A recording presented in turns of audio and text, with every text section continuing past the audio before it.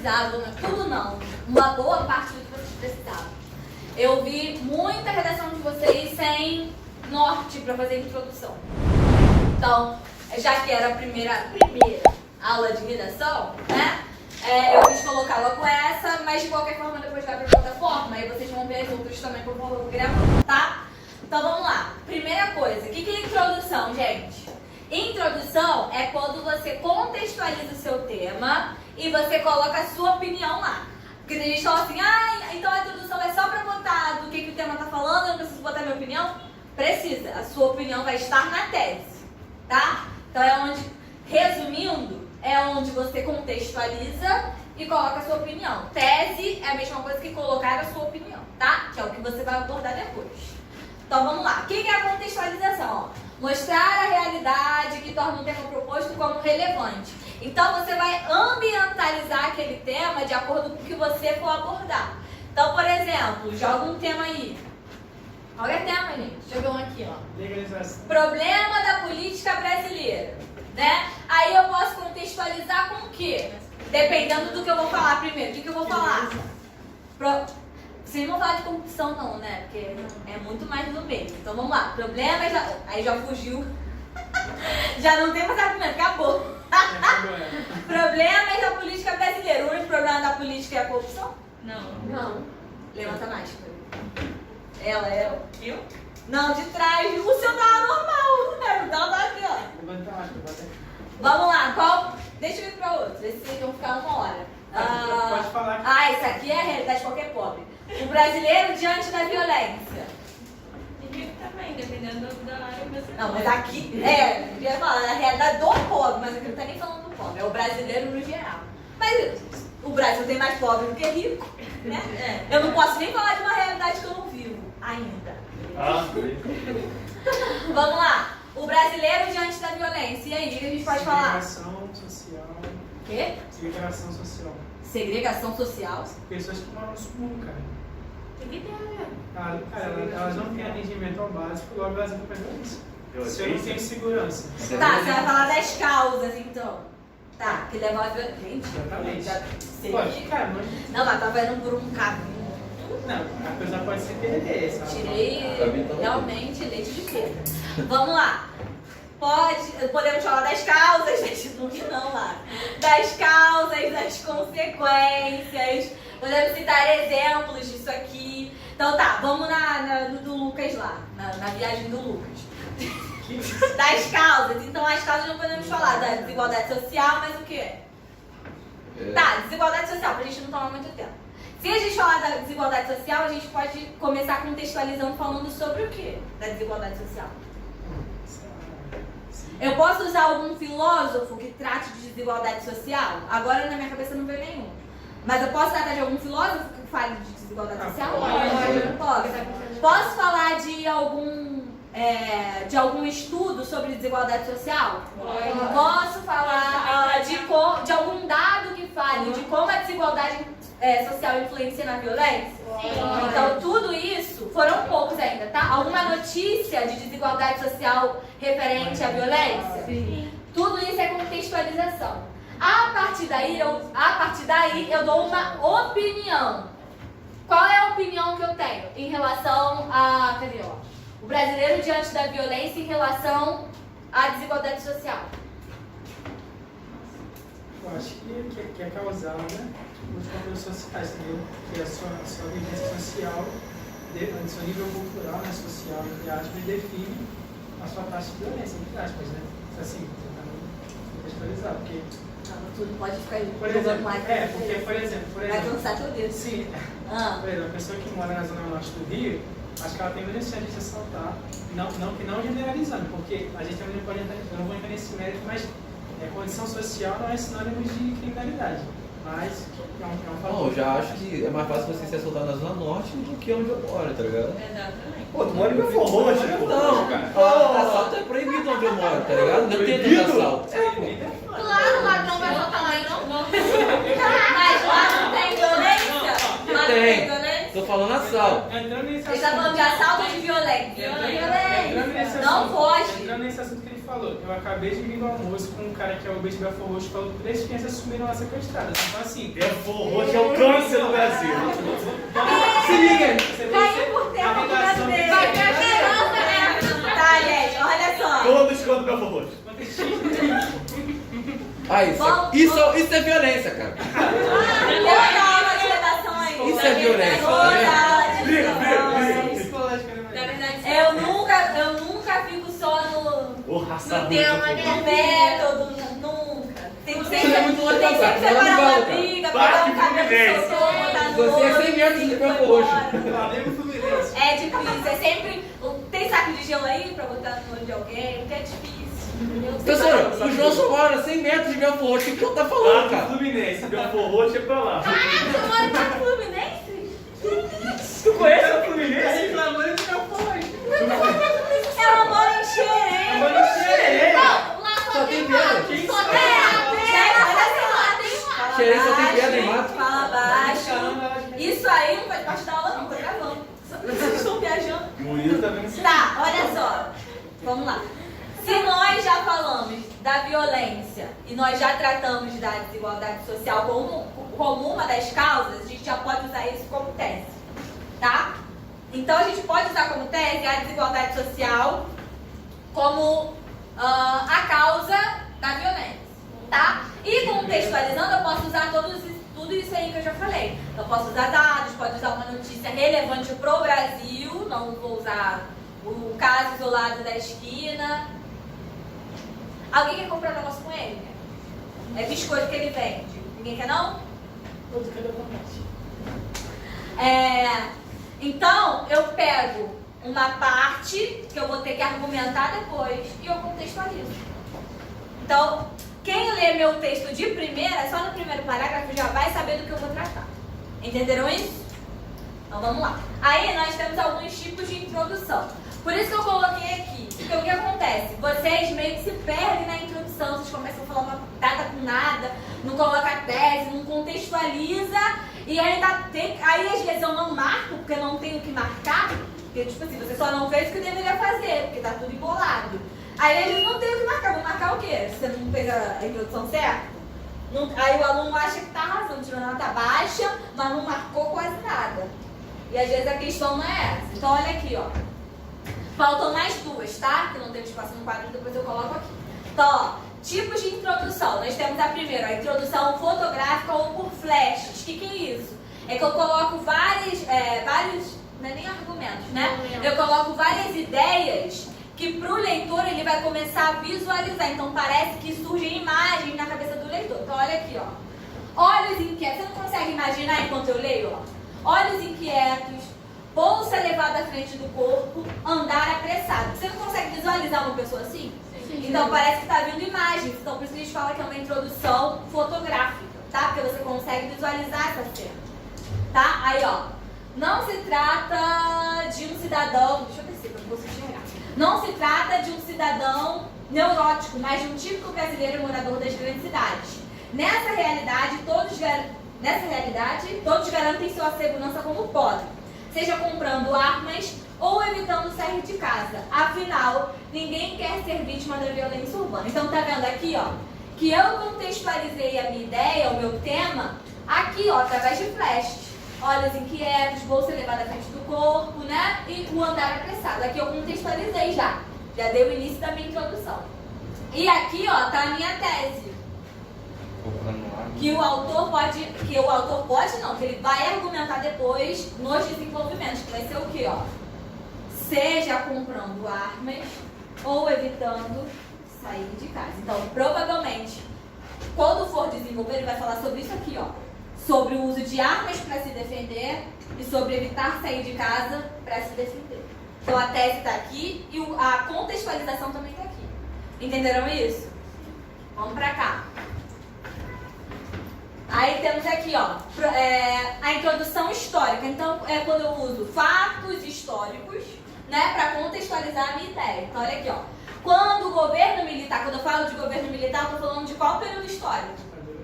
Ditadura militar. Então, ó, quando o governo militar se aproveitou da vitória brasileira na Copa do Mundo de 1970 para fazer propaganda política, muitos denunciaram associar numa postura populista. Hoje, apesar da liberdade de imprensa, não são poucos os políticos que agem apenas pela simpatia do público. Das cotas das universidades ao Bolsa Família, passando pelos restaurantes populares, muito pouco é feito para mudar, de fato, essas estruturas sociais. Então, ó, eu utilizei um momento histórico que foi a ditadura, onde o governo, né, se utilizou do momento da Copa do Mundo para mostrar, fazer lá sua propaganda política, para contextualizar, ó, que até hoje existem políticos, né, pessoas envolvidas na política, que se usam de um governo extremamente populista, ou seja, eles não focam mais na estrutura, no projeto de governo deles. Eles se preocupam apenas em fazer alguma coisa que vai atrair um público maior. Então, entre fazer algo eficiente e fazer algo que não seja tão eficiente, mas que traga mais gente para mim, ele vai trazer, vai preferir hoje eu tô bem gaga. Ele vai preferir um projeto que traga mais pessoas para ele. Entenderam isso? Então, contextualizei e argumentei embaixo. E argumentei não, já coloquei minha tese embaixo. Então, eu vou falar sobre isso. Sobre os políticos que preferem ser populistas do que ter um governo eficiente, de fato. Tá? Não queria falar, Lucas? Eu ia falar sobre essa introdução, mais os argumentos que eu ia usar, mas acho que não. Como assim? Do populismo, né? Porque, tipo, cara, na verdade ele introduz tudo, ó, o governo militar está começando no 7, aí o argumento dele está no final, na tese. Tese, argumento da escola. Na tese. Nas costas da universidade eu falei, cara, isso são argumentos, isso é populismo. Não, aqui ele vai falar da tese, mas ele já começa a botar exemplos de políticas ditas por ele populistas. Talvez né? no desenvolvimento dele ele vai argumentar um parágrafo sobre a quota, outro sobre o Bolsa Família. Não, olha só, aqui ele vai. Porque aqui tá falando de problemas na política, os problemas são vários. O problema que ele tá falando aqui é do populismo. É verdade. De estratégias populistas. Aí aqui ele pode até falar sobre isso depois, de dar. Mas ele está dando exemplos de estratégias populistas. Então, ó, cotas nas universidades, Bolsa Família, restaurantes populares são estratégias populares. Restaurante popular acaba com a fome? Não. Não, mas tem um monte de gente que vai lá comer por R$1, né? Tá? Então aqui ele dá exemplos de estratégias populistas, mas já dá pra ver que ele vai falar sobre isso, sobre populismo, tá? Aqui. Não é tese, né? Não, sobre populismo, ó. Cadê, ó? Muito pouco é feito para mudar as estruturas sociais e ele fala aqui do populismo, ó. Postura populista. Tá? Tem lugar que eu esqueci de falar sobre isso. Então, depende da prova, eu ia falar sobre isso também. Ó, aqui eu ia até falar sobre a divisão de período, deixa eu só terminar isso aqui, eu faço de todos, tá? Olha aqui, ó. Deixa eu vir pra cá. Aí nós temos o último ali, ó. O último desse quadro que eu vou escrever mais. Introdução conceitual, o que é isso? É quando eu defino a palavra-chave do meu tema. Então olha aqui, ó. Educação brasileira hoje. Qual é a palavra-chave que a gente vai falar do tema? Educação. Então eu começo dando o significado de educação. Então, ó, educação significa elevar, conduzir a um patamar superior. Infelizmente, meu Deus, é muito ruim ser séria. Infelizmente, nem sempre a teoria se aproxima à prática. Aqui faltou uma frase, perdão.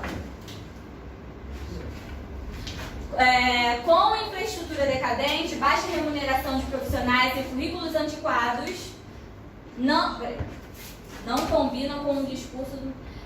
peraí. Eu fiz uma estrutura errada ali. Porque como os parágrafos eram muito grandes, eu fui tentando diminuí-los. Por mais que eles ainda estejam grandes. Pra vocês não copiarem outra coisa. Tira esse com aqui, ó. Pra não ter que resolver muita coisa. Infraestrutura decadente, baixa remuneração de profissionais e currículos antiquados não combinam com o discurso do Ministério da Educação. Então, ó, eu tô aqui, primeiro eu defini. Para de falar junto comigo. O que significa educação? E depois eu estou falando as consequências desse descaso da educação. Então, quais são? Ó, infraestrutura decadente, baixa remuneração, no caso a causa, né? Não é nem a consequência.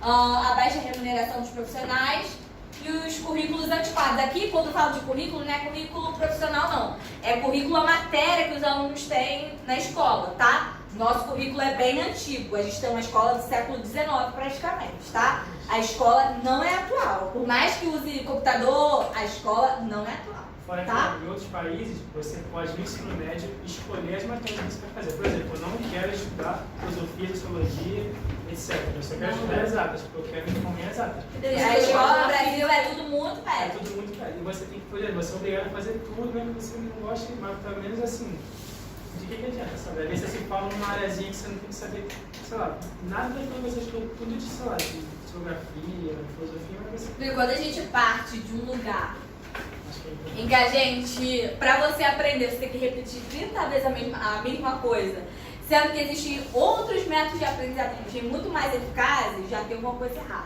não, fora Né? Porque olha só, quando a gente fala que a escola é velha, é que, por exemplo, se você pegar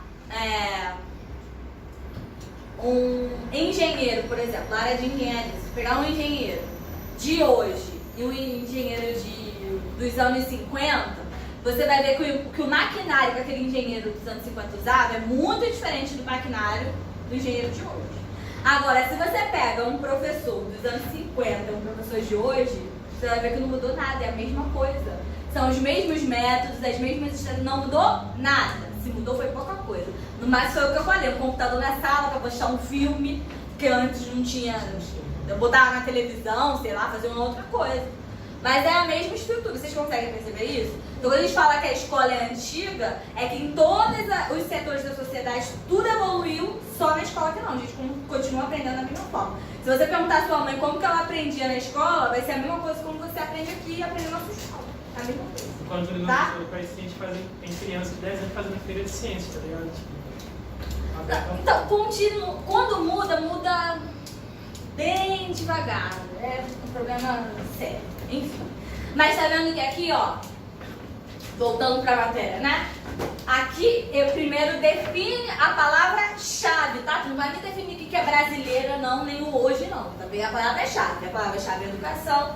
Você define a educação para depois você contextualizar com a sua tese, que é o que você vai falar. Então, se aqui, ó, se eu falo que educação é, elevar, conduzir a um patamar superior, mas eu trato a minha estrutura de forma inferior, eu trato o meu profissional de forma inferior, eu trato os meus currículos de forma inferior. Então aqui, ó, eu tô dando mais ou menos um contra-argumento. Eu falo de uma coisa, a definição é uma, mas a realidade aqui é totalmente diferente, tá? Então esse aqui é a introdução conceitual, quando eu uso o significado para poder embasar a minha tese. Entenderam até aqui? Beleza. Vamos lá. Larga o celular de novo. Na verdade, não era nem pra estar com ele na mão. Olha aqui, ó. As duas últimas que faltavam. Então, ó. Tem a introdução jornalística, né? Que você pode pegar um fato. Jornalístico não precisa ser necessariamente um jornal, tá? Pode ser de um site de notícia, tá? Então você pega essa notícia e coloca para introduzir a sua tese, né? Antes de colocar a sua tese. Mas o adendo que eu sempre mostro pra vocês, não é para pegar casos isolados. Eu sempre falo isso. Não pega casos isolados. Pega caso que repercutiu no Brasil, que está no mundo. No caso, no Brasil, porque a maioria dos temas são relacionados ao Brasil, tá? Mas não vai pegar o caso do bicheiro de Belford Roxo, que não tem expressão, tá? Você vai pegar, no caso, os bicheiros das escolas de samba, né? Algum caso assim que tenha repercutido, alguma coisa grande, tá? Então vamos lá. Aí tá assim, ó. Há cerca de 5 anos, a USP, no caso, ali era pra estar USP, eu esqueci de botar. USP, abre parênteses, Universidade de São Paulo, tá? Já falei pra vocês aqui outras vezes. Toda vez que for colocar sigla, você tem que colocar sigla, por mais idiota que seja. Todo mundo sabe que USP é a Universidade de São Paulo. Mas você abre parênteses e coloca Universidade de São Paulo. Se depois, ó, por exemplo, botou USP aqui e lá na sua conclusão você botou USP de novo. Na outra USP você não precisa definir. Uma vez só, tá? Colocou no início e acabou. Então vamos lá. Há cerca de 5 anos a USP foi palco de uma tragédia. a morte de um calouro de medicina durante o trote. Esse episódio trouxe à tona uma discussão que ficara escondida por muito tempo.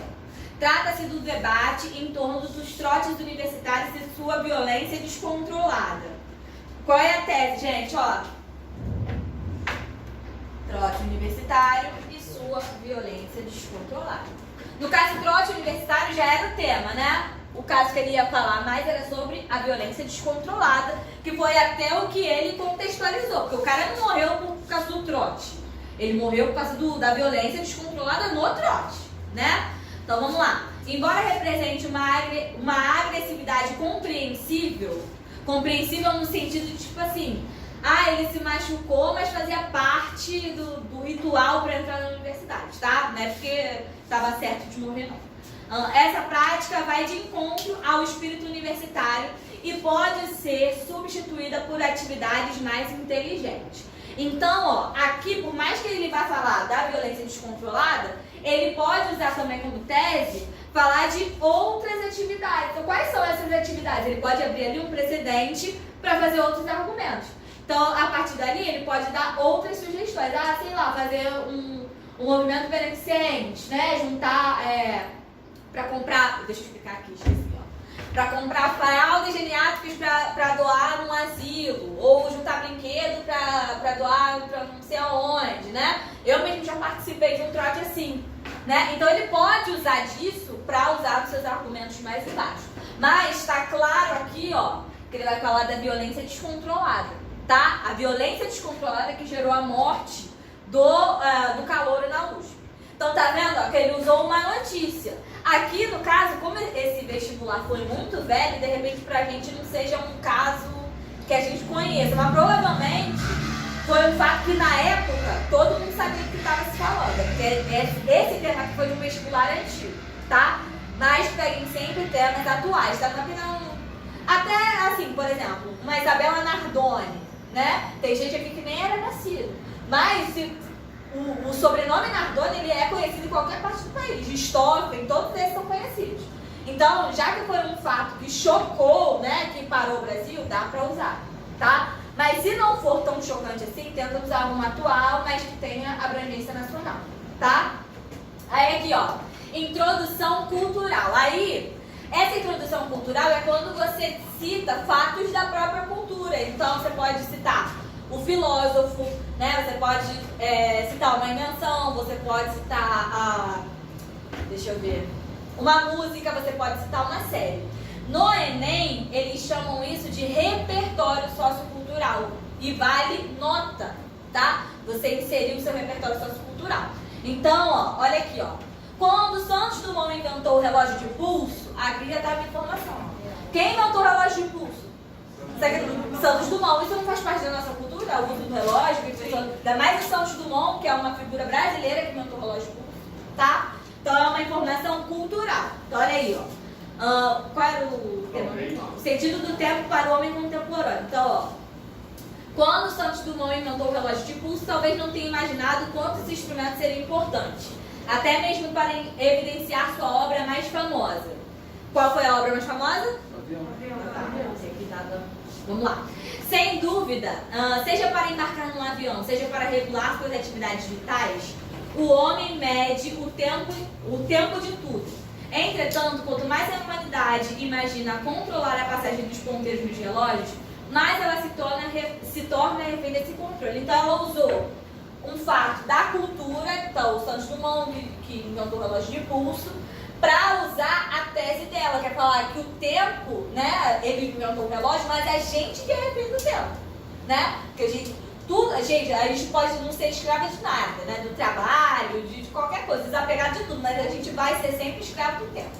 Não adianta, tá? Porque se a gente tiver que chegar às 9 horas, a gente vai chegar às 9 horas. A nossa vida é controlada pela hora, a gente nem dá conta disso.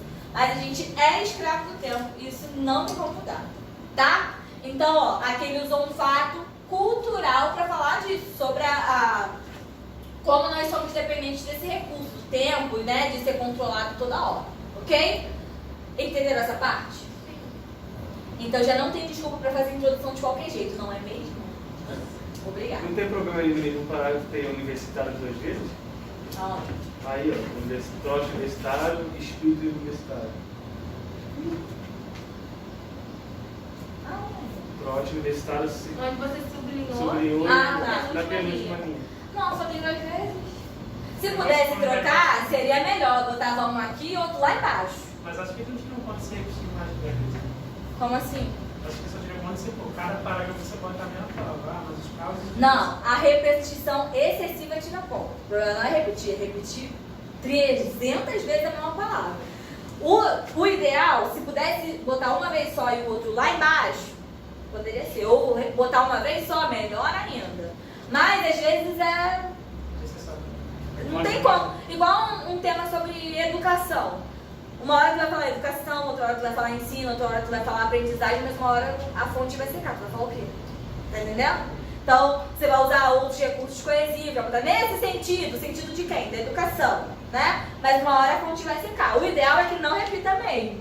Deixa eu ver qual que poderia substituir aqui, ó. Trata-se do embate.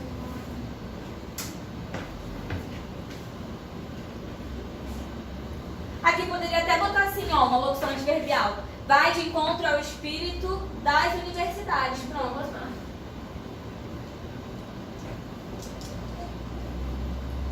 Aí tem mais uma oportunidade de botar universitário em outro lugar, tá? Também não pode repetir o título, né? Ah, com certeza. Gente, nada de repetir título, tá?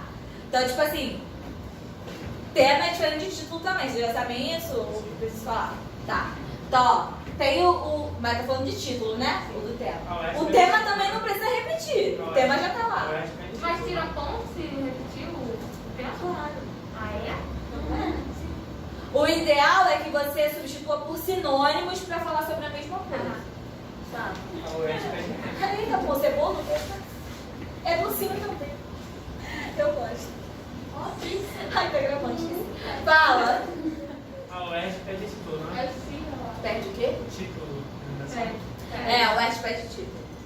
Tu tinha perguntado alguma coisa? O que tu tinha perguntado?